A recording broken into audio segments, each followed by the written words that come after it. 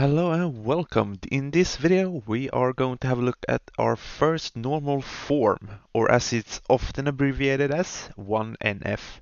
What this rule is telling us is that no table, column or attribute can have tables as values. And what this means in more normal terms is that no attribute can store more than one piece of information.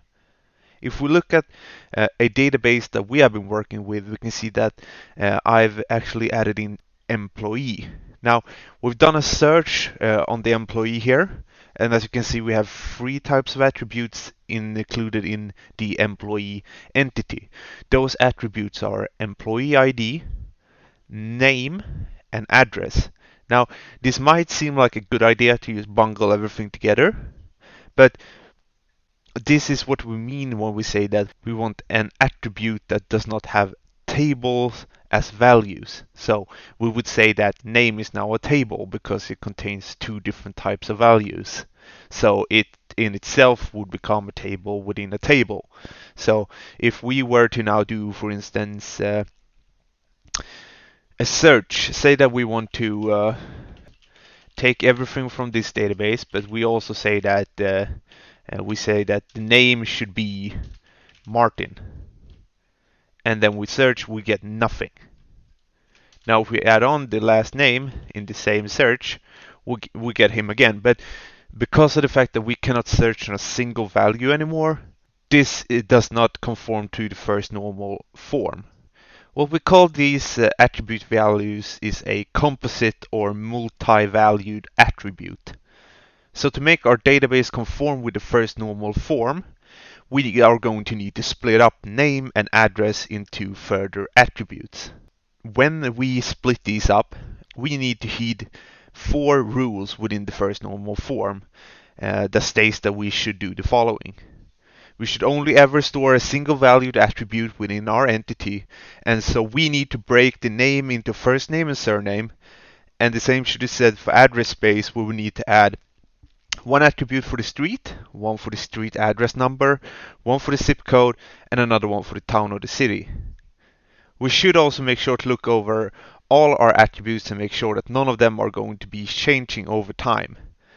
For instance, perhaps storing a specific attribute named street address 2021 does not make sense, since it will be changing in the coming years. And so we would instead make sure that attributes are long-lived and pretty much unchangeable over the years.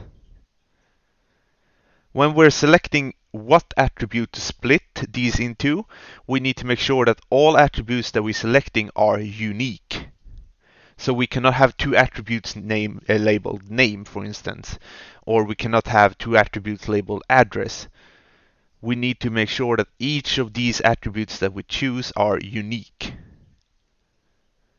Now, if we've done all of these three rules, we will automatically fulfill the fourth one, which says that it should not matter in which order the information is stored. So, for instance, we may place the last name as the second attribute, and we may place the first name as the last attribute, but it does not matter since they're single valued. We can still search all of the information that we want to.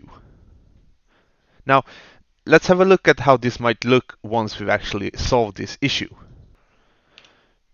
So here you can see that we've placed first name by itself, last name by itself, street address by itself, street number by itself, and zip code and town as well. So I would say that this does meet the criteria for the first normal form. And that's pretty much it when it comes to the first normal form. Try to identify which attributes that you have, which are a composite attribute, and then split them into single valued attributes. If you do that, they will conform to the first normal form.